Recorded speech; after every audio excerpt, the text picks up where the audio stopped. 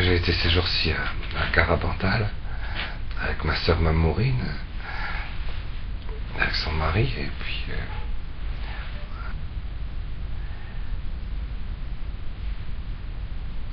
je leur ai fait visiter le village, quoi. C'est un village qui a reçu les visites et les explications, les éclairages, la catéchèse, le petit catéchisme de la Sainte Vierge pendant le Concile Vatican II, 62, 63. Vous savez, entre le premier jour de Lourdes et le dernier jour de Lourdes, entre le 11 février et le 16 juillet, il y a 153 jours. C'est comme Fatima, entre le 13 mai et le 13 octobre, il y a 153 jours. Là, à Garabandal, il y a 1290 jours. C'est 153, c'est le temps de l'Église. Ça représente l'Église, le temps de l'Église du pape. 1290 jours, on l'a vu en lisant l'Apocalypse, ça représente le temps de la grande tribulation, la grande purification, la grande épreuve, la grande... Et alors, il y avait 4 petites jeunes filles qui étaient comme ça soulevées par Notre-Dame du Mont Carmel. C'était Notre-Dame du Mont Carmel, c'est Notre-Dame, la Vierge du prophète Élie, la Vierge du Carmel, qui leur apparaissait, qui leur expliquait tout ça. Elle était très gentille avec eux. Elle était avec eux pendant 1290 jours. Elle était avec eux. C'est une prophétie, vous savez, parce que pendant le temps de la grande tribulation, pendant le temps de la très grande tribulation, du bouleversement de la terre, faut voir ce qui s'est passé dans ce village. C'est extraordinaire. Elle était là tout le temps, continuellement, à tel point que les gens s'y étaient habitués. Ils ont été tout surpris quand c'était fini. Ils s'étaient habitués. Elle expliquait, elle faisait le catéchisme, etc. Elle disait, je parle à propos du pape, à cette époque-là, c'était le pape Jean XXIII. Le pape Jean XXIII. Le bon pape Jean. Le bon pape Jean.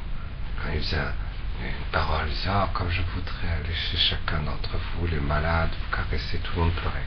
Quand le pape Jean parlait, Jean XXIII, Roncalli. Il avait une voix qui était très très touchante.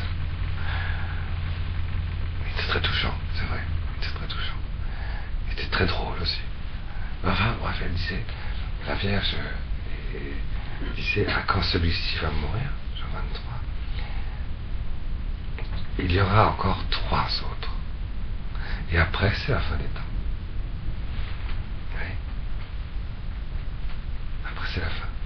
C'est la fin des temps. C'est bien, on arrive au chapitre 15, parce que justement on arrive au chapitre 15 de l'Apocalypse. Ce sera quand le chapitre 15 de l'Apocalypse? J'en sais rien, moi j'ai rien dit hier. Mais alors, c'est ça comme ça. Alors donc il y a eu Paul VI, Jean-Paul Ier, Jean-Paul II. C'est pour ça, vous savez, quand un pape va au ciel, c'est pas un drame. Mais ici c'est un petit peu différent. C'est un petit peu différent parce qu'après, c'est l'inconnu. C'est l'inconnu. Et vous connaissez le message le testament du pape Jean-Paul II, qu'on a fêté l'an dernier, son 25e anniversaire de pontificat. Il a dit carrément, quoi. C'est incroyable, moi je trouve absolument inouï que personne ne l'ait relevé. Mais c'est tout de même son truc officiel, qu'on ne peut pas dire, plus officiel tu peux pas. Dit, nous n'attendons désormais plus qu'une intervention directe de Dieu. Excuse-moi, c'est le principe exactement contraire de toute la proclamation de l'Église depuis 2000 ans. Puisque la proclamation de l'Église, c'est que Dieu passe par l'Église. Dieu passe par oui. Dieu passe par les saints. Dieu passe par des intermédiaires. Nous n'attendons désormais plus qu'une intervention directe de Dieu. C'est extraordinaire ça. Alors, ceux qui n'aiment pas Dieu, ils ont peur.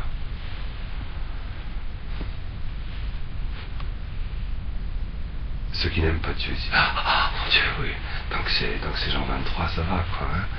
Tant que ça va. Oui, tant que c'est l'abbé Pie, l'abbé Con, l'abbé qui, l'abbé quoi, ça va. Si c'est le Père Patrick, ça va, il n'est pas méchant. Mais Dieu, c'est quand même Dieu. On l'aime pas, on l'aime pas, mon Dieu, on l'aime pas. C'est vrai, quoi, c'est vrai, il y a quelque chose de vrai dans ça. À un moment, quand même, il faut bien que l'amour de Dieu s'exprime. Puisque Dieu vient sauver ses enfants. À un moment donné, si l'ensemble de la communauté humaine se laisse prendre par le serpent, il ne faut quand même pas que l'ensemble de la communauté humaine se laisse avaler par le serpent. Alors Dieu intervient. Jésus est mort pour ça. Dieu est mort pour ça, pour nous sauver. Il ne nous laissera pas dans la gueule du serpent, du dragon, de la panthère, et dans les entrailles, vous savez, de la bête qui sort de la terre, vous voyez. Alors nous allons continuer. Raison de plus pour continuer à lire l'Apocalypse. Hein. On ne peut pas mieux tomber. Parce que, en quoi va donc consister cette intervention directe de Dieu? Nous en étions arrivés là. Hein. Nous en étions arrivés à ce fait que, ça y est, c'est l'heure. C'est l'heure. Et nous avons trois rédempteurs. Hein. Nous avons trois rédempteurs. Dieu est notre rédempteur. Il y a un seul Dieu, mais il y a trois personnes. Le Père, le Verbe et l'Esprit Saint. Le Verbe a l'habitude d'épouser totalement sa moitié sponsale. Il a l'habitude de ça. Le Verbe, c'est une moitié. C'est tellement intime, le Verbe. Il ne cesse d'épouser celui dont il est la moitié, ou dont il est l'entier, plus exactement. C'est pour ça que c'est automatiquement ce mouvement d'épouser tout le temps. Ça appartient à Jésus. C'est pour ça que c'est la deuxième personne de la très sainte Trinité qui s'est incarnée. Il ne cesse d'épouser ce qui devient son tout. Quand il nous voit, il nous épouse. Il donne tout, il disparaît. Il a tout donné. C'est pour que surgisse quelque chose de nouveau. Dans la très sainte Trinité, ils sont trois. Et il nous sauve à travers Jésus de Nazareth. C'est Jésus de Nazareth. Et Jésus de Nazareth, donc, on sait bien, est ressuscité d'entre les morts et est rentré à droite de Dieu le Père. Et on sait très très bien qu'il ne peut être rédempteur qu'en tant qu'époux. En épousant, en aimant. Il est rédempteur en aimant.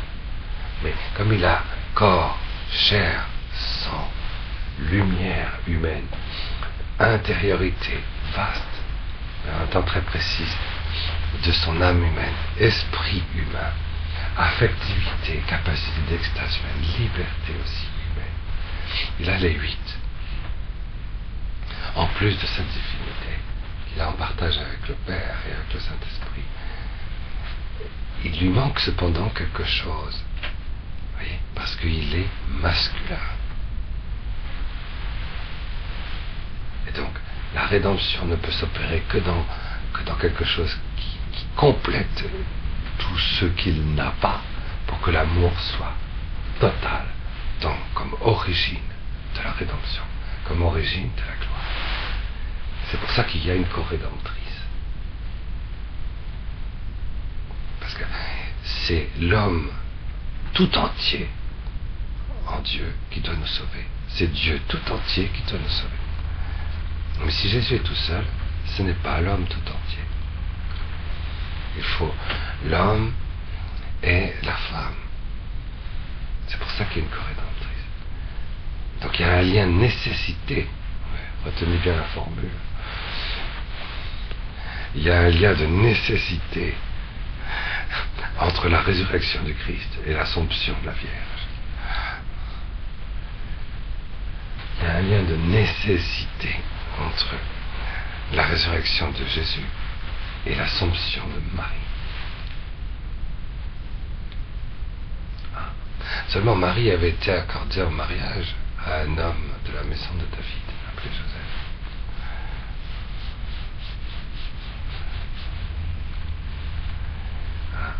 Et dans la Très Sainte Trinité, il y a un seul amour qui se donne, et il y a trois personnes. Et donc il manque encore quelque chose. Si on veut que ce soit avec toute sa gloire, que Dieu nous reprenne dans un amour nouveau. Voilà pourquoi il y a un lien de nécessité entre la résurrection de Jésus, l'Assomption de Marie, et la résurrection, et la gloire de Joseph, la gloire du Père. Et ça, vous voyez, c'est ce que personnellement je verrais volontiers comme l'explication de ce qu'est le mystère de la coupe de l'Apocalypse. La coupe. On va un petit peu réfléchir, pas réfléchir, lire, parce que heureux celui qui lit, c'est-à-dire ceux qui entendent les paroles de ce livre. C'est l'heure, vous voyez, c'est ce qu'on avait vu au chapitre 14. Il est sorti du temple, c'est-à-dire du corps du Père. Le temple, c'est Jésus qui a dit, le temple, c'est la maison de mon Père. Il est sorti du temple, du corps, de quelque chose de physique, du ciel, dans le ciel, glorieux, à l'intérieur du Père, quelque chose de physique, ça s'est ouvert, et est sorti une créature, un messager, qui a dit c'est l'heure. Jacques Neuf aussi. C'est extraordinaire quand vous avez ça dans l'Épître aux Corinthiens, chapitre 15. Jésus s'est assis à la droite du Père jusqu'à ce qu'il ait mis tous ses ennemis sous ses pieds. Et lorsqu'il aura mis tous ses ennemis sous ses pieds, il leur remettra tout ce qu'il a à son Père. Toute autorité. À Dieu son Père. Mais il le fait avec toute son humanité, donc qu'est-ce que vous voulez, ça passe aussi par la médiation de Joseph glorifié. Vous comprenez bien pourquoi, parce que sinon ça voudrait dire que dans l'incarnation de Jésus glorifié, il manquerait quelque chose à cette remise de tout lui-même entre les mains du Père. C'est pour ça qu'il y a un lien de nécessité, vous voyez, entre le retour glorieux du Christ et la résurrection de Joseph. C'est un lien de nécessité. Sinon, il n'y a pas de fin du monde. Il n'y a pas de dernier temps. Il n'y a pas de victoire. Il n'y a pas d'heure qui marque le point final aux trois bêtes de l'Apocalypse.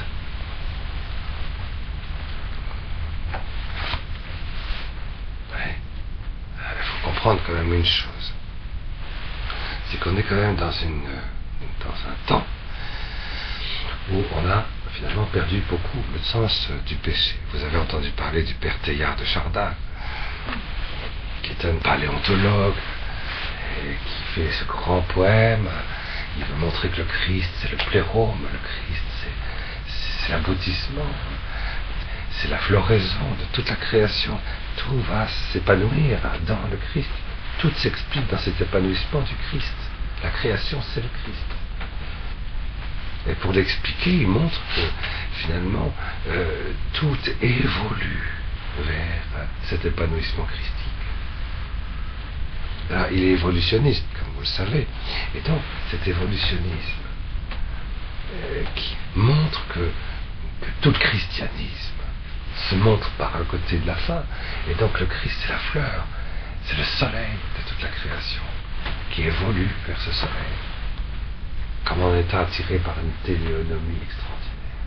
C'est un joli poème, mais c'est faux. Le monde évolue vers la bête. Si vous voulez savoir vers quoi évolue l'évolution, elle évolue vers le tartare. Et c'est pour ça que Dieu a pris chair pour nous sauver. Parce que si le monde évoluait tranquillement vers le plérome de la lumière christique, eh ben, pas besoin d'incarnation. Pas besoin de rédemption.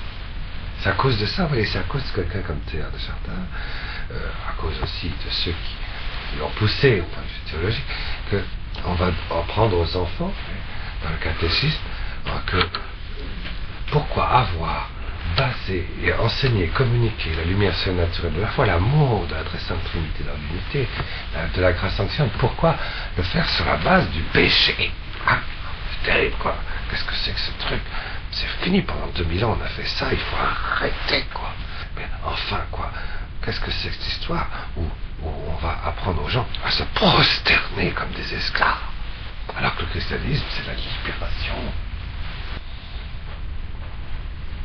Ah certes, il faut être humble, mais l'humiliation comme ça devant Dieu, mais Dieu ne nous humilie pas. Donc, ce qu'il y a de grand, Dieu, c'est le Christ, c'est ce qui fait fleurir dans la création, il fait tout fleurir, tout glorifier. C'est ce qu'il nous donne qui est grand. C'est pas le fait qu'on ait fait le péché originel. Péché originel, c'est rien le péché originel. Alors, tout est basé. Alors, il y a le péché originel, vous comprenez? Alors, du coup, il est venu, et puis il nous a sauvés. Et puis, il a été crucifié. Ça va pas, le Christ, ça va pas. Ne dites pas ça. C'est bien abaisser le bon Dieu, c'est abaisser le Christ, c'est abaisser la splendeur que le Christ apporte. Ce que le Christ apporte, c'est pas par rapport à notre petit péché à nous, comme. Alors, la grandeur du christianisme, la grandeur de Jésus, ça viendrait de notre péché. L'incarnation, tout ça, ça vient de notre péché. Eh ben oui. Eh ben oui. Eh oui. C'est pour ça que vous verrez que dans les paroisses, il faut supprimer, surtout pas parler de péché originel. Surtout pas. Ouais, ça vient de quoi? Ça vient de cette espèce de... que Dieu, il est là, il a un péché, il s'en fiche. Il y a un péché, mais continue mon petit gars, de toute façon, je vais vers le plérome christique. Ce que vous faites n'a aucune espèce d'importance. Mais non, le péché est quelque chose qui blesse l'amour de Dieu lui-même dans son propre sein éternel. Donc un péché, c'est plus grand que la gloire christique de toute la création dans la balance. Un seul péché, ça a plus de poids, parce que le péché pénètre à l'intérieur de Dieu, parce que la création reste une œuvre ad extra. Et Dieu est plus grand que son œuvre, parce que le péché lui rentre, parce que Dieu nous aime. On a perdu le sens du péché. Et c'est ce qu'a dit ce pape, vous voyez, ce pape, qu'est-ce qu'il a dit? Il a fait pas mal de révolutions, pas mal. Mais parmi les révolutions, voilà, il a dit maintenant que tout le monde sache que le péché est devenu une structure collective. Ça veut dire, vous êtes tous possédés par le démon. Il a dit. L'humanité tout entière est entièrement engloutie dans la structure du péché. La culture de mort. Structure de péché, culture de mort. Et je vous assure que Pape Jean XXIII, il n'a pas dit ça. Pape Paul VI, il n'a pas dit ça. Même Pape Pie XII, qui était très gonflé, il n'a pas dit ça. Donc ça veut dire c'est la fin. C'est la fin, parce que le bon Dieu, ça c'est plus grave. Le bon Dieu, forcément, eh ben, il va venir, cette fois-ci, non pas tout seul, mais avec toute la gloire du trône céleste de la Jérusalem glorieuse, avec l'humanité intégrale glorifiée.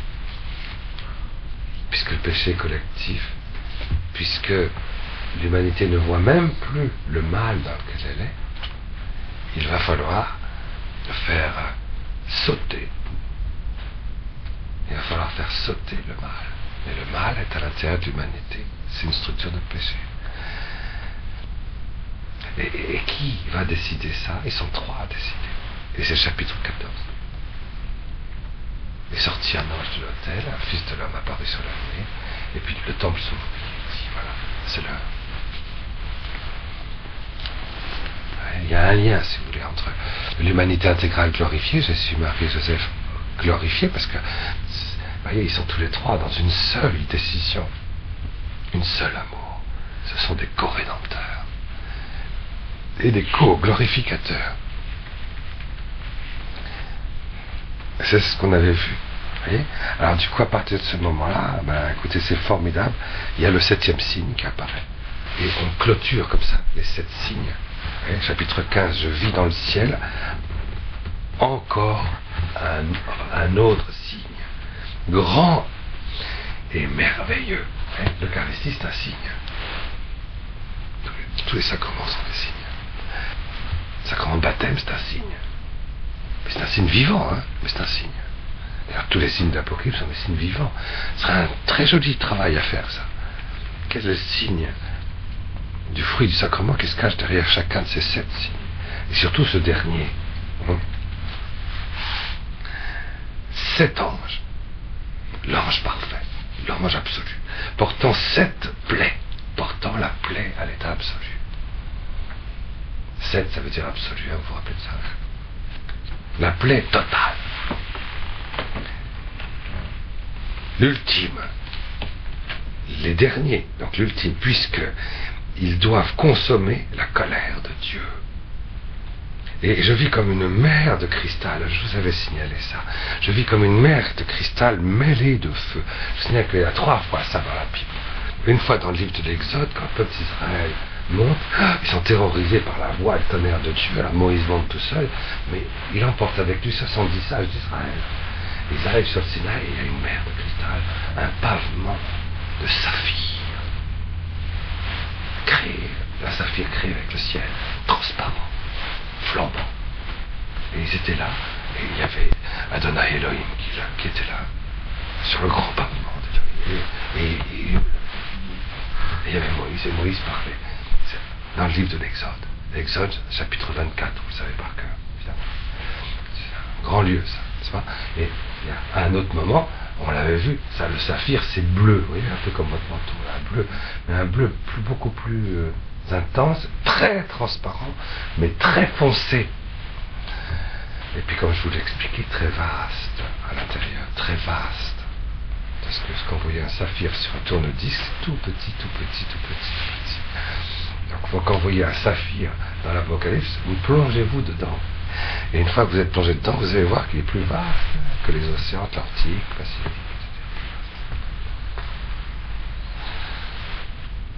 C'est ça. Quand vous voulez faire oraison avec l'Apocalypse, mettez-vous dans le saphir. C'est solide, un saphir. Hein. Mais comme c'est enflammé, eh ben, il est subtil. Il est solide, mais il est subtil. Et comme il vient de la gloire, il vous donne l'agilité quand vous êtes dans la vastitude du saphir. C'est beau ça, hein? Et puis vous avez le sardoine qu'on avait vu dans l'Apocalypse. Le sardoine, le trône du Père, le corps glorieux de Joseph. La sardoine, c'est du verre. Ah, et là, ici, la mer de cristal, transparent. Extraordinaire le cristal. Le cristal, c'est comme du diamant, mais très, très, très, très, très fragile. Et ça sonne. Et puis c'est vague, et puis c'est plein de feu. Hein, quand vous mettez du bleu, voyez, avec une mer de cristal, de diamant, c'est l'Immaculée Conception, hein, glorifié évidemment, vous avez bien compris, rempli de feu, rempli de Saint-Esprit. Vous mettez avec du jaune, ça donne du vert. C'est beau ça, hein, ça donne du vert. Et la flamme a consumé, c'est pour ça qu'il y a des petites taches, il y a des taches partout. Dans le sardoine du trône du Père. C'est pas du tout des taches sales, hein, c'est des taches des tâches nocturnes. Parce que la nuit est intégrée. Voyez. Alors c'est magnifique, hein, comme une mer de cristal mêlée de feu. Et ceux qui ont triomphé de la bête, de son image, du chiffre de son nom, debout,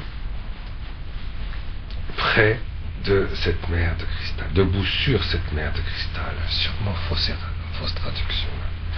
S'accompagnant des harpes de Dieu, il chantait le cantique de Moïse, serviteur de Dieu, le cantique de l'agneau, en disant: grandes, merveilleuses sont tes œuvres, Seigneur Dieu maître de tout. Justes et droites sont tes voies, ô roi des nations. Qui ne craindrait, Seigneur, et ne glorifierait ton nom? Car tu es seul saint, tous les païens viendront se prosterner devant toi, parce que tu as fait éclater tes jugements. Et c'est le cantique de Moïse qu'il y avait quand ils ont traversé la mer Rouge, que tous les Égyptiens étaient engloutis, le cantique de Marie, la sœur de Moïse, et d'Aaron. Chantez le Seigneur, car il a fait éclater sa gloire. Rappelez de ce chant. Ça, c'est le chant de victoire, ça y est. À partir du moment où on a repéré la voie de la Sainte Famille glorieuse, et que c'est l'heure, on sait que c'est l'heure, on peut se redresser sur la mer de cristal. Nous ne sommes pas laissés marquer par le chiffre de la bête, ou au nombre de son nom. Là, il se dresse, la victoire est arrivée, c'est l'heure. Et c'est par la médiation de ceux qui sont sur la terre et qui répondent par des chants de victoire à l'heure tragique, n'est-ce pas, qu'il peut y avoir l'ouverture du chapitre qui vient. Ma vision se poursuivit. C'est pourquoi, c'est après cela que ma vision se poursuit. Vous voyez, c'est beau ça.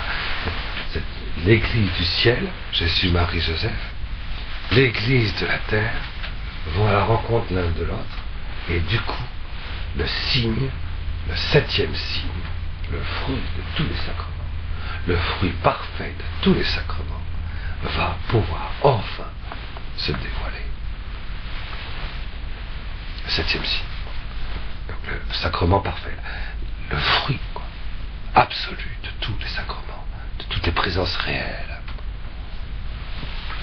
de toutes les présences efficaces, de toutes les présences fécondes de Dieu.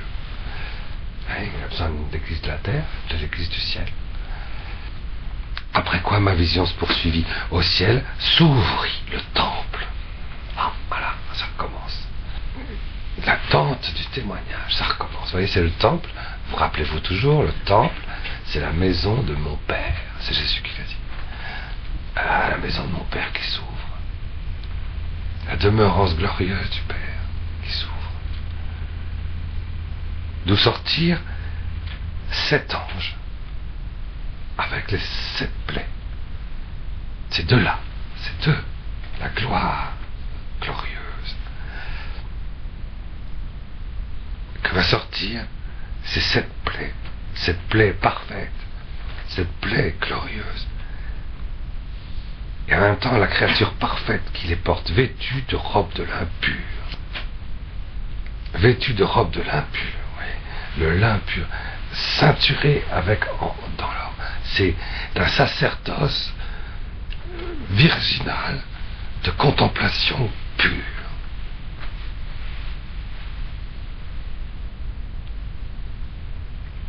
Éblouissante, serrée à la taille par des ceintures en or. Puis l'un des 4 vivants, c'est le vivant 1, c'est-à-dire le vivant 1, Echad en hébreu, 1. Et premier, le premier ou le 1, c'est la même chose. Là, il dit ici un vivant, parce qu'il traduit à partir du grec. Vous comprenez que Saint Jean, il était araméen. Donc, pas de problème. C'est le premier vivant. Le premier vivant, vous voyez, vous aviez le lion, vous aviez l'aigle, vous aviez le visage d'homme, vous aviez le petit taureau. Et le premier vivant, c'était le lion. C'est le règne du Sacré-Cœur qui arrive. C'est le 1 des 4 vivants remis aux 7 anges. Ouais. Joseph devient un messager.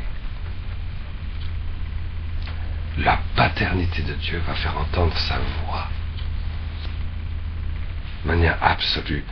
et il lui remet les 7 coupes en or. Donc la coupe en or, c'est l'amour. L'or, c'est l'amour. L'amour à l'état pur. Et la coupe, c'est ce qu'il contient. Ah, alors évidemment, on me dirait, et ici, il faut s'arrêter sur la symbolisme de la coupe. Parce que ça va conditionner tout le reste, évidemment. C'est à cause d'ailleurs de ces 7 coupes en or qu'on est presque acculé à parler de la paternité. Pourquoi? Parce que vous savez, quand on parle de la coupe de bénédiction, quand Jésus, le jeudi saint, a célébré la scène comme les Juifs le faisaient, et le font encore d'ailleurs, aujourd'hui, à chaque Pâques, à la Pâques, quand ils célèbrent la Pâques, il y a la table remplie, elle est pleine. Tu n'as pas le droit de prendre une coupe en Israël s'il n'y a pas quelque chose sur la table. Tu ne vas pas au bar prendre une coupe, ça ne se fait pas, hein. C'est contraire au mitzvot. Une coupe, ça se prend comme la table. Et en particulier quand il s'agit de la Pâque, bon, eh ben, c'est des pains azimes, c'est de l'agneau, et puis en plus, on ne se met pas assis. C'est debout, on célèbre la Pâque. On célèbre la Pâque. Et il y a 4 coupes. Il y a 4 coupes. Alors on commence par rapport à la première coupe, avec les enfants, d'ailleurs, on chante Alléluia, et puis après, on commence la bénédiction de la table, on commence à manger un tout petit peu, on prend la deuxième coupe, puis après, c'est après qu'on a pris la deuxième coupe, pour l'alliance, qu'on raconte pourquoi est-ce qu'on fait ça. On fait ça. Et ensuite, on prend, vous savez, ces pains azimes, on met par-dessus l'agneau, un morceau d'agneau, et on mange le pain de Dieu. Et en même temps qu'on mange du pain, en même temps on mange l'agneau. C'est la même bouchée. Voilà. Et c'est après avoir pris le pain avec l'agneau que on prend la troisième coupe, qu'on appelle la coupe de bénédiction. Ça, c'est la fin de la scène, c'est la fin de la Pâque. Et il y a encore une quatrième coupe qui reste. Et il y a aussi, au bout de la table, un pain azime, un pain sans levain, auquel on ne touche pas. La coupe non plus, on n'y touche pas. La coupe, ça se dit kos. Kos, K-O, Samek. Kof, Vav, Samek. Kos. La coupe. Et il y en a une qui est là-bas. Et alors, et puis on se quitte. Mais avant de se quitter, parce que pourquoi? Parce que c'est le pain réservé au Messie. C'est le pain réservé au Christ. Et c'est la coupe réservée. Et attention, tu n'as pas le droit de prendre la coupe s'il n'y a pas au moins 3 hommes masculins. Il faut qu'il y ait 3 pères. Pourquoi? Parce que la coupe est toujours réservée au père. Et donc, si le pain est réservé au Messie, la coupe est réservée au père. Et c'est le père de famille qui, avant que tout le monde ne se quitte, prend le pain du Messie et donne la bouchée. Mais la Pâque est déjà finie. Vous voyez, on a chanté le Hallel, on est en train de se quitter, et avant de se quitter, hop, comme si on rattrapait une extrémiste quelque chose, que de toute façon, cette fois-ci devient symbolique de ce que fera le Messie. Et la coupe, vous voyez, est réservée au Père. Et c'est ce qu'on dit quand on dit la messe, on dit Jésus, après avoir lavé les pieds de ses disciples, et il remit son linge à sa ceinture, et il leur dit, comprenez-vous ce que je vous ai fait? Et puis après, il prit le pain, c'est-à-dire son pain, le pain du Messie. Il s'est remis à table. Il s'est remis à table. Vous voyez ça? Jésus s'est remis à table. C'est l'anachronisme parfait. Et ça ne se fait pas, vous voyez. Il a pris le pain, il a dit, ceci est mon corps. Puis après, à la fin du repas, il a pris la coupe remplie de vin. Ouais, et puis il leur a donné. Comme il est sur la bouche, ça date depuis Moïse. Hein. C'est extraordinaire, ça. Tout ça pour dire que en Israël, dans la paracha du Zohar qui parle du Kadash Kos, c'est parfaitement clair, vous voyez, la coupe, c'est lié à la paternité. C'est la paternité qui contient. Donc, il y a quelque chose dans l'humanité paternelle de Dieu, en Dieu, qui est en même temps le temple, puis qui est en même temps la cuve, qu'on avait vu au chapitre 14, puis qui est en même temps la coupe. Dans la coupe de bénédiction, on doit respecter 10 préceptes. Je sais pas si mais c'est intéressant à remarquer. Il faut que la coupe déborde. Il faut que la coupe déborde pour que le vin qui est dedans purifie. Il faut qu'elle soit entièrement pure. Il faut qu'elle soit portée par quelqu'un de totalement pur.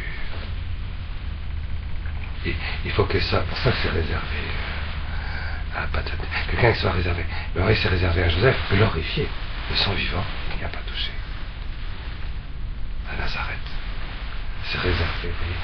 Autant le pain était une prophétie de l'Eucharistie, autant la coupe était une prophétie de l'Apocalypse.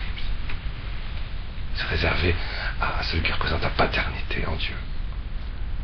Et qui sont entièrement purs. De l'extérieur, il faut qu'elle soit entièrement pure. De l'extérieur, parce qu'elle déborde.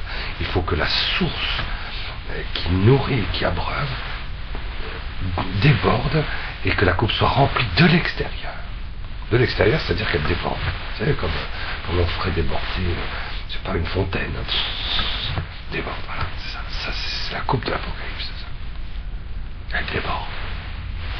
Vous avez à Garabandal, le premier message, la coupe va déborder.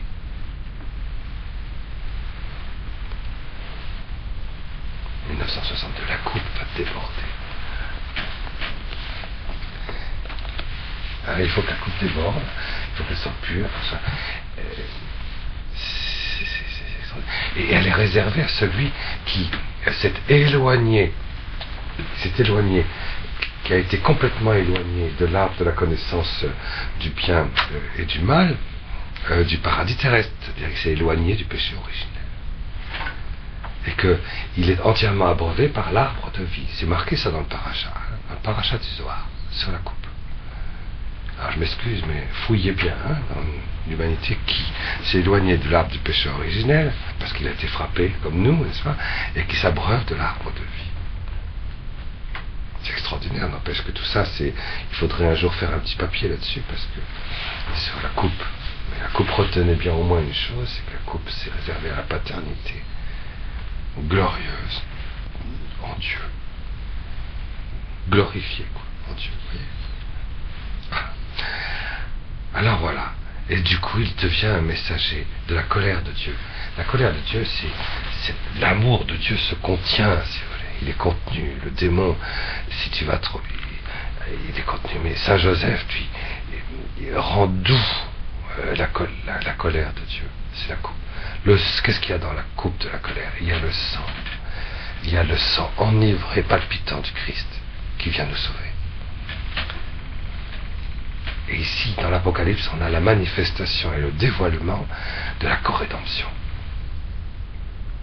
Ils sont 3 co-rédempteurs.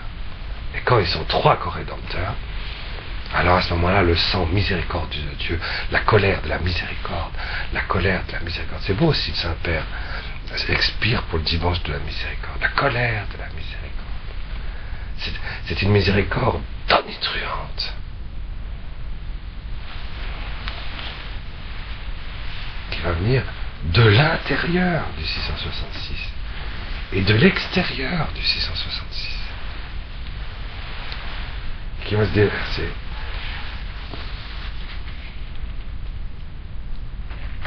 rempli de la colère de Dieu qui vit pour les siècles des siècles. Et le temple alors se remplit d'une fumée gloire, vous voyez, un cabot, enfin, je voyais la nuée, vous voyez, d'une nuée, produite par la gloire de Dieu et par sa puissance, en sorte que nul ne put y pénétrer jusqu'à la consommation des 7 fléaux, des 7 anges. La gloire de Dieu est telle. Quand Dieu se manifeste dans son peuple, c'est arrivé 3 fois, ça aussi c'est arrivé 3 fois précédemment. dans l'histoire. Quand d'un seul coup on voit dans le temple se manifester la gloire de Dieu, c'est-à-dire Dieu se rend entièrement présent au milieu de son peuple. Ça veut dire que cette coupe, c'est pas simplement à l'intérieur du ciel, de l'éternité, tout à fait loin de chez nous, loin de notre vie spirituelle, loin de notre vie chrétienne, loin de notre vie humaine, absorbée par le péché.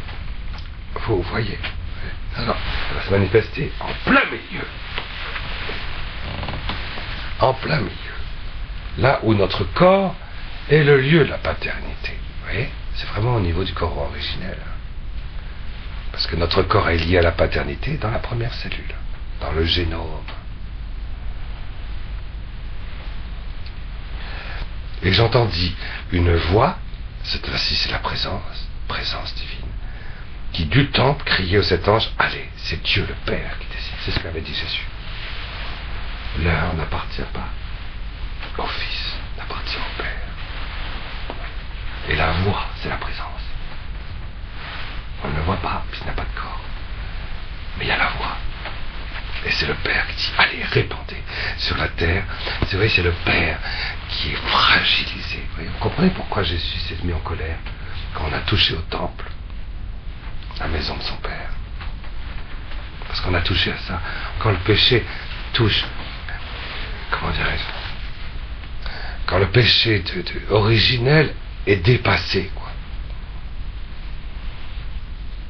Quand vous allez plus loin que le péché originel. C'est pas drôle, hein, ça, pour Dieu. Parce qu'avec le péché originel, il peut plus se promener dans le jardin. Mais, dans votre jardin, mais avec le péché ultime...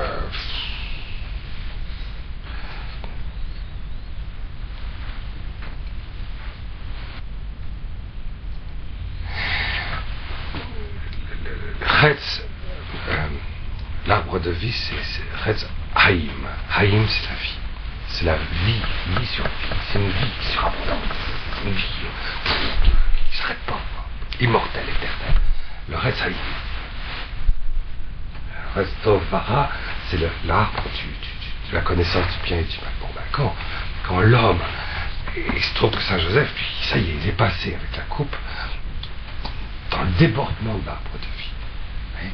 Il y a quelque chose de physique du corps humain qui se trouve dans la sainteté de la première personne de la très sainte Trinité, qui elle-même est unie avec les 3 co-rédempteurs glorieux qui sont présents à chaque création d'être humain. La paternité de Dieu est présente dans le corps de l'homme. Et si on fait exploser 666, va si loin, j'allais dire, que pour être pleinement lui-même, il fasse exploser les limites du péché originel. Pour aller jusqu'à la transgression du Rezaïm, de l'arbre de la vie. La paternité de Dieu est directement concernée.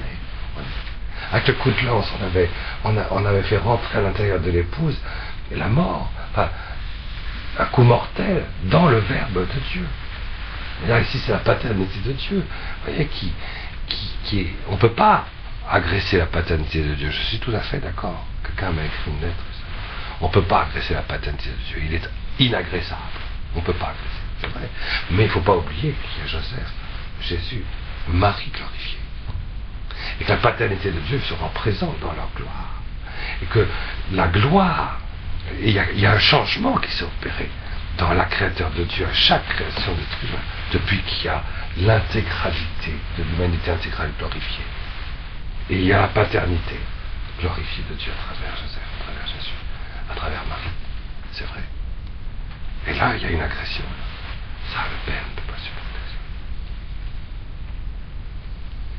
Il ne peut pas le supporter parce que ça voudrait dire que toute l'humanité serait contrainte, obligée, c'est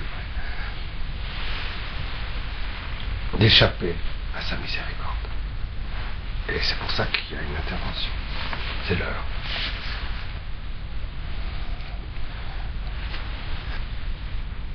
Allez, répandez sur la terre les 7 coupes de la colère de Dieu. Et le premier s'en alla répandre sa coupe sur la terre. Alors ce fut un ulcère mauvais et pernicieux sur les gens qui portaient la marque de la bête et se prosternaient devant son image. Mais ne vous inquiétez pas, je pense que toutes les télévisions sont en panne. Ceux qui se prosternent devant leurs idoles. Mais vous comprenez bien que si Dieu intervient de l'intérieur de celui qui est assimilé au 666, parce qu'il s'est laissé implanter l'implant bioélectronique pour remplacer la carte bancaire. Ça, c'est un côté extérieur, mais n'empêche que ça correspond à tout un attirail, c'est un éventail de choses, comme je vous l'ai déjà expliqué. Mais une fois qu'on est assimilé au 666, le Seigneur va intervenir. Tu ne peux pas enfermer les gens, tu ne peux pas enfermer un volcan en éruption. Si tu mets un bloc de béton sur le volcan, la lave va sortir par un autre côté. C'est ça qui va se passer. Et donc, mais c'est de l'intérieur, nous enfermés dans la structure de péché, de l'intérieur un amour nouveau va apparaître. Mais si je ne suis pas en état de grâce sanctifiante, si je ne suis pas, tout en étant dans le 666, si je ne suis pas dans le 888, si je ne suis pas dans les trois blancheurs, eh ben, cet nouvel amour de Dieu va faire boursoufler le 666. 666, il est tranquille, vous savez. 666, c'est génial, c'est bien, tout est équilibré, un équilibre parfait. 6-6, plénitude d'intelligence, plénitude d'affectivité, plénitude de liberté, plénitude de lumière dans l'âme, plénitude d'intériorité. 6-6-6. Et on s'entend bien, il n'y a plus de guerre, c'est la paix, c'est tranquille, c'est du quiétisme absolu, christique en plus. Merci Théa.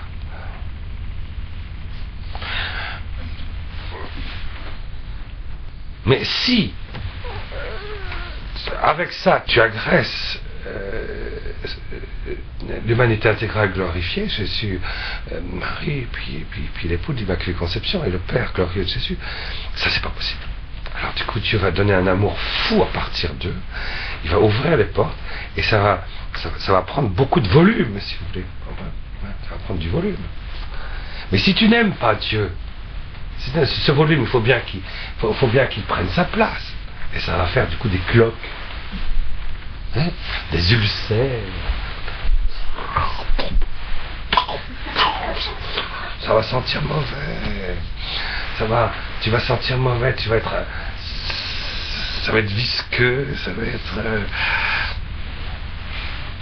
ulcérique, etc. C'est ça, la première coupe, la première manifestation de l'amour de Dieu. Si elle se manifeste à travers de gens qui se sont associés, voyez, qui se sont associés à leur pédérastie, voyez. Ils y sont associés, ils sont identifiés à ça. Ils sont identifiés au péché. Pour eux, c'est normal. Le péché, c'est rien. Dieu est plus grand que ça. Et moi aussi. Donc faisons-le. Donc il n'y a pas de problème. Dieu est plus grand que ça, moi aussi. Je peux y aller, il n'y a pas de problème. C'est rien. Dieu est plus grand que ça. Et qu'est-ce que vous faites là? Vous voyez? Ah oui, mais attends. Et l'amour, qu'est-ce que tu en fais aussi? Attends, Dieu a de l'amour quand même aussi. Oh. Tu peux pas agresser comme ça l'amour éternel de son fils, de son épousée. C'est pas possible. Glorifié en plus. C'est pas possible, tu peux pas faire ça. Tu peux pas crucifier la paternité glorieuse de Dieu. Dans la chair, non, tu peux pas faire ça. C'est pas possible. Ça voudrait dire que ce serait pas possible. Alors du coup, il va donner un amour nouveau, paternel. Et cette lumière va donc... C'est bien ça, vous voyez.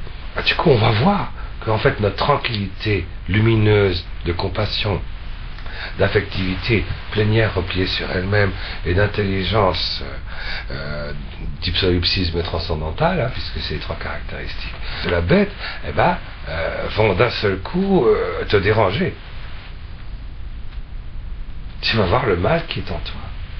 Tu vas voir la vraie face des choses. Que c'est vraiment de l'ipsolipsisme transcendantal. C'est diabolique, quoi. Tu vas le voir au niveau de l'affectivité, tu vas le voir au niveau de la liberté, tu vas le voir au niveau du corps, tu vas le voir au niveau de la chair, tu vas le voir. C'est une espèce d'avertissement. C'est un avertissement. Parce que vous savez, en enfer, les gens qui disent comme ça, moi je m'en fiche si je vais en enfer, si c'est comme ça, c'est pas mal. Ah ouais, je passe à travers le tunnel. D'ailleurs, je fais quelques expériences avant en loge pour voir comment on fait, en amorce, tout ça. Je passe à travers le tunnel et je me retrouve dans le plasma de la lumière cosmique, avec surtout le mouvement des puissances intermédiaires, la lumière, la compassion, l'amour, l'unité, n'est-ce pas, le tout, machin, truc. Voilà, la perte d'identité de tout le monde dans un amour unifié, n'est-ce pas? Quel amour, hein, ça. Et quelle lumière, ça, moi je préfère pas trop savoir, quoi. Et puis ça me plaît, moi, ça. J'ai pas tellement envie d'aller prier, me retrouver dans la lumière de gloire de Jésus. D'ailleurs, Jésus, ce mot-là, j'aime pas trop. et puis c'est pas. Et puis il faut passer par la porte étroite quand même des commandements d'un amour qui fait que je suis obligé de sortir de moi-même, de dépasser tout le temps moi-même. Donc je veux pas d'un amour, je me dépasse moi-même. Autrement dit, je veux pas d'amour du tout. Parce qu'un amour qui se dépasse pas soi-même, ça peut être de l'égoïsme. Un amour, oui. Eh oui, un amour qui refuse la croix, c'est comme un boulanger sans farine. C'est pareil. Moi, je veux un amour sans souffrance. Ouais, non. Tu peux pas. Oui, c'est pas possible. Alors, donc, qu'est-ce que je disais? Ben oui, il va y avoir des ulcères. Ça, alors non, mais c'est un avertissement parce que quand on sera en enfer, enfin, peut-être pas vous, quoi. Enfin, je sais pas, enfin, faites comme vous voulez, hein, mais mais quand on sera en enfer, qu'est-ce qui se passe en enfer? Vous croyez que Dieu va dire, ils sont en enfer, je les aime plus? Bien sûr que non. D'abord, il nous ressuscitera avec le corps. Un corps de péché, une âme de péché, tout ça, on n'y aura pas renoncé, on n'aura pas voulu sortir de nous-mêmes, on s'est identifié, ça, on l'aime, on est tout à fait d'accord avec le démon, on comprend pourquoi il s'est révolté, parce qu'au moins comme ça il est magnifié, et on est tout à fait d'accord, et pas question qu'on demande pardon, pourquoi? Moi, tout ce que j'ai fait, c'était très bien. Il n'y a aucune raison. Dieu n'a rien compris. Mais Dieu continue à nous aimer. Mais l'amour de Dieu, c'est du feu, vous savez, l'amour de Dieu. Il brûle tout.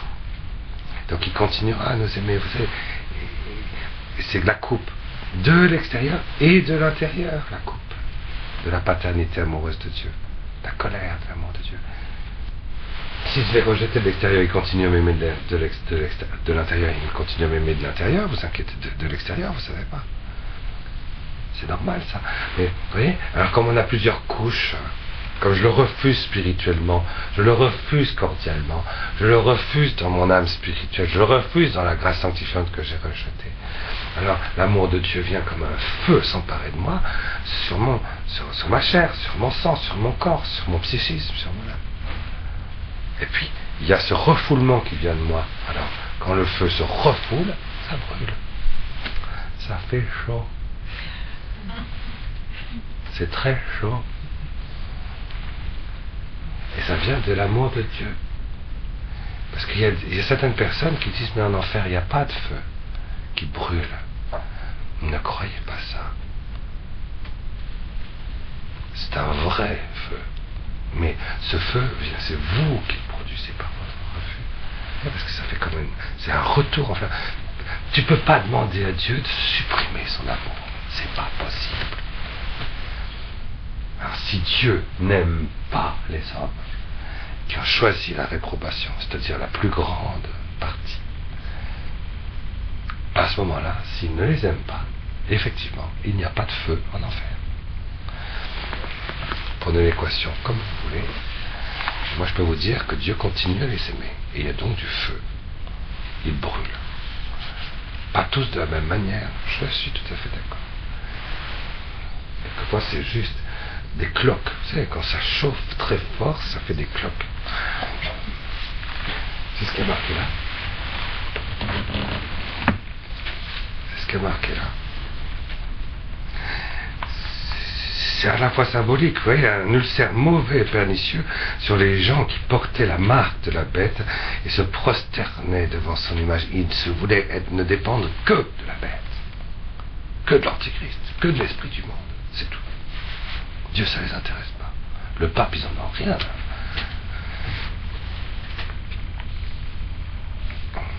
Lui, avec sa culture de mort, structure de péché, sacré polonais. Ouais.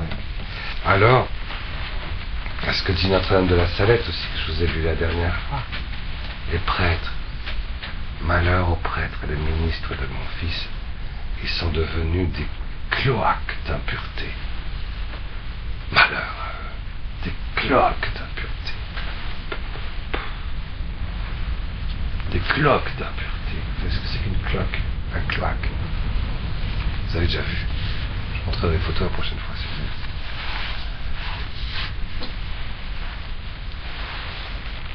Oh, c'est pas grave, on peut quand même revendiquer, quand même, on est libre. Non, mais non, ça va loin, vous voyez? Vous voyez? Et le deuxième répandit sa coupe dans la mer. Ah, ça c'est le monde psychique, vous voyez, le monde psychologique, le monde du temps, le monde... Et quand vous êtes dans le point de vue spirituel, vous n'êtes pas dans la succession du temps. Dès que vous rentrez dans le monde psychique ou métapsychique, vous rentrez dans quelque chose qui se multiplie à l'infini, qui peut se multiplier à l'infini. L'imaginaire, c'est l'imaginaire qui produit les choses à l'infini. Vous aimez quelqu'un un petit peu, puis vous nourrissez dans votre imaginaire, et puis 10 minutes après, vous l'aimez à l'infini. C'est à cause de l'imaginaire, c'est pas la réalité. Vous l'aimez juste un petit peu. L'imaginaire, c'est la multiplication quantitative, c'est pas une multiplication affective, c'est pas une multiplication du cœur, c'est pas une multiplication qualitative, c'est même pas une multiplication extatique, et encore moins substantielle. C'est pas du tout un amour personnel, mais c'est vrai. Il faudrait expliquer ça aux adolescents, parce que les adolescents, s'ils comprenaient ça, ils feraient attention. Hein.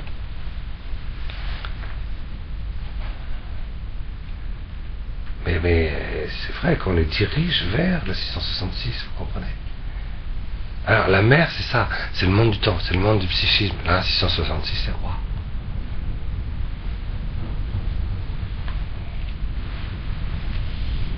Le monde de la quantité.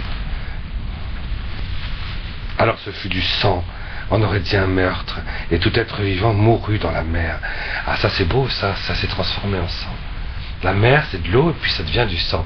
L'amour de Dieu se manifeste, et du coup, ça se change en sang.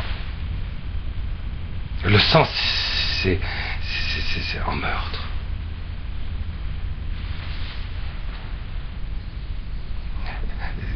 Si on est dans le 666, cette manifestation de l'amour de Dieu va se traduire en soif de sang, mais aussi en soif de donner sa vie, si on n'est pas dans le 666, vous voyez. Il faut lire les deux, hein, vous voyez. Si c'est un ulcère pernicieux, ça veut dire que 666 est démasqué, vous voyez, sur la terre. Notre corps, il va y avoir mais le 666 est démasqué comme source de mal, et du coup, on sort de ça, grâce à la cloque, tu peux sortir. Ça fait un coup d'épingle de l'intérieur du gros ballon 666, et puis, tu sors vite, tu vas vite dans le 2-2-2. C'est pour ça, quand vous verrez l'avertissement, vite. Enfin, si c'est pas fait avant, n'est-ce pas, vite. Confession pour être dans la grâce sanctifiante. Hein. Vite dans les 3, 2, 2, 2. Hein. Immédiatement. Sinon, tant pis. Sinon, ça ne durera pas très longtemps, ça, je vous préviens. Bon, peu importe. Alors oui, et le deuxième, et voilà. Et le troisième répandit sa coupe dans les fleuves et dans les sources. Alors ce fut du sang, même dans l'eau, même dans les sources, même dans les fleuves. Il y a 3 formes de l'eau. L'océan, les fleuves et les sources. Ça, et à chaque fois, c'est transformé en sang. Il y aura vraiment une grâce où l'eau qui donne la vie naturelle, ce sera des grâces actuelles extraordinaires. C'est le sang de Jésus c'est l'amour qui palpite dans le corps glorieux de Jésus, Marie et Joseph, qui va nous être donné, qui va nous être donné. Mais si on n'aime pas Jésus, si on n'aime pas Marie, à ce moment-là, ça se traduira autrement, vous voyez. Avec un désir, jusque dans nos sources de vie. La source, c'est ma source de vie. Le fleuve, c'est l'instant présent. Et l'océan, c'est le monde psychique. Ce sera en même temps une très grande grâce, si vous voulez. Hein. Et le troisième répandit sa coupe. Et j'entendis l'ange des eaux. Vous voyez, l'ange des eaux, ça c'est la seule fois où on le voit, ça. Je ne crois pas que dans toute la Bible, on voit l'ange des eaux. Il y a l'ange de la vie. Un message sera donné. Un message sera donné au milieu de tout ça. L'Evangelium Vitae, un évangile de la vie. Vous voyez, l'ange des eaux. L'ange des eaux qui disait tu es juste. Il est et il était le saint d'avoir ainsi châtié, parce que c'est le sang des saints et des prophètes qu'ils ont versé. C'est donc du sang que tu leur as fait boire, et ils le méritent. Et j'entendis l'autel dire, vous voyez, rappelez-vous que sous l'autel, il y a tout le sang versé des innocents qui attend. Alors, quand il va se mêler au sang de la révélation, de l'avertissement, ils vont boire ce sang, ils vont boire ce cri silencieux des innocents. Ils vont voir qu'ils sont des criminels. Mais ils vont voir aussi s'ils sont dans l'amour de Dieu et du prochain et dans la grâce sanctifiante. Ils vont voir aussi l'amour fou qu'il leur porte et l'amour fou que tous ces martyrs leur portent. Parce qu'ils transportent en dehors de l'esclavage, de la bête. Et j'entendis l'autel dire, oui Seigneur, Dieu maître de tout, les châtiments sont véritables, vérité et justice, ajustement. On s'ajuste à soi-même, on s'ajuste à la vérité, on s'ajuste à l'autre, on s'ajuste à Dieu. On s'ajuste à son éternité. Et le quatrième répandit sa coupe sur le soleil. Alors, il lui fut donné de brûler les hommes par le feu. Ah, le Christ va se manifester. Mais si tu n'aimes pas le Christ, il y aura une véritable... Ce sera un châtiment. Et les hommes furent brûlés par une chaleur torride. Et il ne faut pas oublier qu'on est libre, vous comprenez? Profondément libre. Donc si pour nous Jésus ressuscité, immolé et ressuscité, vraiment, ça va pas dans le bon sens pour nous, voyez. Pour nous, ça va pas dans le bon sens. Aussi, au moment où de l'intérieur, il va se manifester dans cette espèce de dernier geste pour nous sauver, voyez, pour nous libérer. Si j'ai un mouvement de recul,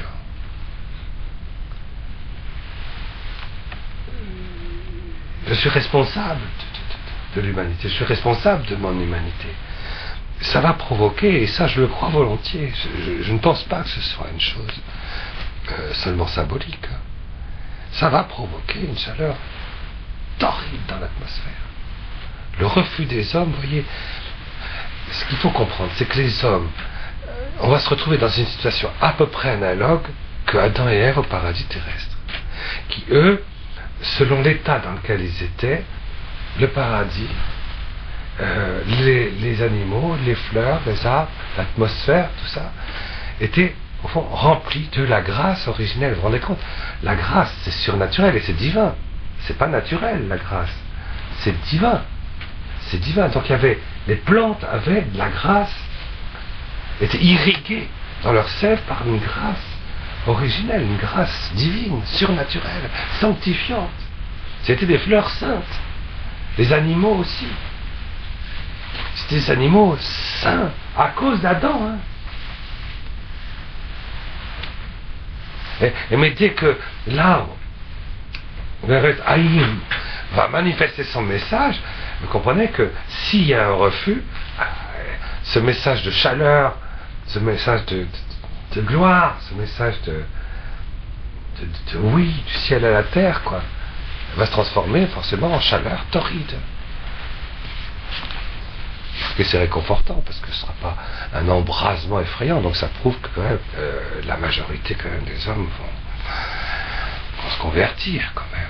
Mais je pense qu'il y aura effectivement des brûlures de chaleur torride. Mais loin de se repentir, en rendant gloire à Dieu, ils blasphémèrent le nom du Dieu qui détenait en son pouvoir de tels fléaux, de telles plaies. Et ça, c'est la fécondité de la plaie glorieuse de l'agneau. Et bien ceux qui sont dans le 666 et qui y tiennent, parce qu'ils ont fait un pacte avec, et puis on voit pas, ils vont serrer des dents, même devant l'évidence, on va quand même pas donner à croire que c'est les cathos qui avaient raison. Quand même. Rien qu'à cause de ça, tu vois. Je suis sûr que rien qu'à cause de ça, il y en a plein qui vont dire non.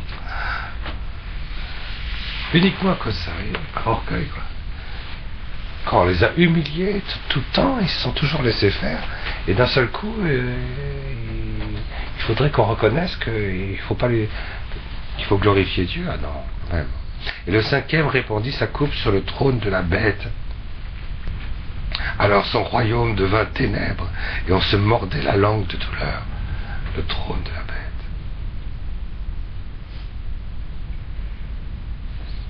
C'est sûr qu'il y en a un qui va déguster, c'est l'Antichrist, hein, ça c'est sûr. Lui, il va se tordre la langue. Mais loin de se repentir de leurs agissements, et la cité aussi, vous comprenez, tous les Illuminati, de la pieuvre noire, qu'est-ce qu'ils vont faire? Est-ce qu'ils vont dire, moi je veux mourir martyr, moi je sors de la pieuvre noire et je veux mourir martyr. Attends, tu sors de là, ah ben, ils vont choisir le martyr. J'espère pour eux, mais loin de se repentir de leurs agissements, les hommes blasphémèrent le Dieu du ciel sous le coup des douleurs, c'était plaies. Ils vont voir ce qui se produit en l'état, ils vont voir tout le mal qui se fait dans le monde, et qui les frappe d'abord, eux en premier au passage d'ailleurs, et ils se convertiront quand même pas. C'est-à-dire qu'ils vont voir que finalement, le mal qu'ils font, ils le savaient qu'ils faisaient du mal, mais là cette fois-ci, ils vont le ressentir, l'éprouver et le voir, et ils n'y renonceront toujours pas, même que ce soit sous leurs yeux, l'évidence qu'ils en sont la source, qu'ils en sont le canal, et qu'ils en sont l'océan. Et le 6e répandit sa coupe sur le grand fleuve Euphrate. Alors ses eaux tarirent, livrant passage au roi de l'Orient. La guerre. Il va y avoir une guerre, la dernière guerre mondiale. Puis de la gueule du dragon, et de la gueule de la bête, et de la gueule du faux prophète, vous voyez les trois, je vis surgir 3 esprits impurs, comme des grenouilles. Donc, à cause de ceux qui ne renoncent pas à cette alliance explicite avec la bête, avec le dragon, avec l'Antichrist, et donc avec Satan. Alors à ce moment-là, ça va être possible qu'il y ait une nouvelle infestation diabolique, nouvelle, vous voyez, 3 esprits impurs. Et de fait, ce sont des esprits démoniaques, des faiseurs de prodiges, qui s'en vont rassembler les rois du monde entier pour la guerre, pour le grand jour du Dieu maître de tout. Voici que je viens comme un voleur. Heureux celui qui veille et garde ses vêtements, vêtements c'est les sacrements, hein, pour ne pas aller nu et laisser voir sa honte. Ils les rassemblèrent au lieu dit en hébreu Armageddon. Et le 7e répandit sa coupe dans l'atmosphère. Ah, il ne restait plus que ça, tiens. Alors, partant du temple, une voix clama, ça en est fait. C'est la 7e. C'est l'ensemble, c'est le cosmos tout entier. C'est le diaphane cosmique. Et alors ce furent des éclairs, et des voix, et des tonnerres. Ça, c'est l'Esprit Saint. L'Esprit Saint est envoyé. Voyez, la voix du Père se fait entendre. Les 6 premières coupes, c'est la miséricorde du Christ qui délivre de tout, qui fait que tout le monde peut reprendre sa liberté face à celui qui les a rendus esclaves. Et du coup, quelques-uns se ressaisissent d'un esprit démoniaque triple pour pouvoir œuvrer explicitement